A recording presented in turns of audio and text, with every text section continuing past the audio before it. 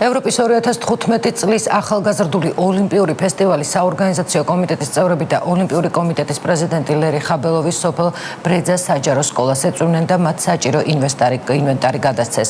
ბრეძას სკოლას ევროპის 2015 წლის ახალგაზრდული ფესტივალის სახე ნინი ნუცუბიძეც სტუმრობდა. მსგავსი ღონისძიებები მომავალშიც გაგრძელდება. ეს უკვე მეორე სკოლაა საზღვრისპირა რეგიონში, რომელზეც პატრონაჟი აიღო თბილისის 2015 საორგანიზაციო კომიტეტმა.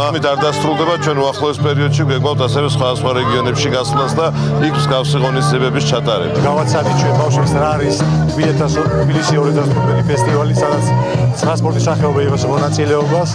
შემდგომ ჩვენ შევუთხარით ბავშვებს, რომ ჩვენ შეგიძლიათ გახდეთ მოხალისეები და მიიღოთ მონაწილეობა ამ ღონისძიებაში. დავპატიჟეთ კიდევ გუბალეში ჩვენ სპორტსმენებს 2015 წელს და ძალიან სასიამოვნო შეხვედრა იყო. მართლა არ ველოდებოდით გულწრფელად გეუბნებით ამ ხელასაჩუქრებს. ჩვენ მცირედი ჩამონათვალით შევაწუხეთ სპორტული ინვენტარის თაობაზე, მაგრამ მოლოდის გადააჭარბა.